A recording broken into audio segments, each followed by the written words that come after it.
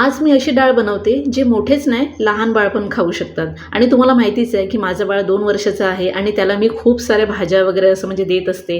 तर त्यासाठीच ना इथे मी पंपकिनची डाळ बनवते आणि फक्त नावासाठी ना ह्यामध्ये मी मुगाची डाळ आणि मसूर डाळ ॲड केलेली आहे. तुम्हाला जर नाही ॲड करायची असेल ना तरी चालतं. फक्त पंपकिनची डाळ सुद्धा बनते आणि फक्त डाळच कशाला, तुम्ही ह्याचं सूप पण बनवून पिऊ शकतात आणि ह्यामध्ये ना कॅरेट पण ॲड करू शकतात. आता ना योहानला असं मी पंपकिन कसं देऊ म्हणून मी डाळीमध्ये ॲड करून अशी देते किंवा त्याची फक्त डाळसुद्धा करून देते आणि तो भातासोबत ना खूप एन्जॉय करून खातो. त्याला आवडतं हे सर्व, कारण त्याला मी पहिल्यापासून सगळ्या भाज्यांना टेस्ट करवते ना, त्यामुळे त्याला ना कुठल्या भाजीचा तिरस्कार होत नाही. तो सर्व भाज्या खात असतो.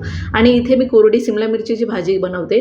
तर तुम्हाला माहितीच असेल की मी भरपूर साऱ्या अशा कोरड्या भाज्या विदाऊट कांदा लसूणच्याच बनवते. जर माझे रील तुम्ही पहिल्यापासून बघत असतील ना तर तुम्हाला माहितीच असेल. आणि इथे सिमला मिरच ना पूर्ण शिजल्यानंतरच मी इथे शेंगदाण्याचं कूट ॲड केलेलं आहे. तुम्ही ह्या जागेवर ना बेसन भाजलेलं पण ॲड करू शकतात.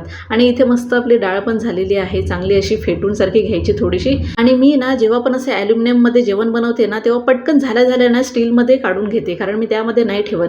आणि बघा इथे कोणीच बोलणार नाही तुम्हाला की ही पंपकिनची डाळ आहे. जे कोणी पंपकिन खात नाही ना त्यांना ही अशी डाळ बनवून दिली ना तर नक्की खाणार. आणि मग इथे सिमला मिरचीची भाजी पण झाली होती, तर ती पण मी एका वाटीमध्ये काढून घेतली आणि मस्त आपलं इथे ताट सजवलं. हे सागर संगीत असं जेवण जे म्हणतात ना ते हेच. आणि इथे ना मी कढीपत्त्याची चटणी पण बनवलेली आहे, अशी फ्रीजमध्ये बनवून ठेवते मी. मग असं रोजच्या जेवणासोबत खायला मला आवडतं त्याकरिता. आणि जितकं साधं सिंपल जेवण असेल ना तितकं मला भूक लागते, खरंच सांगते मी, कारण मला अतिशय साधं सिंपल जेवण आवडतं. तर कसा वाटला आजचा बेत नक्की सांगा. चला तर मग आजच्या व्हिडिओमध्ये इतकंच. भेटूया पुढच्या ब्लॉगमध्ये. तोपर्यंत बाय.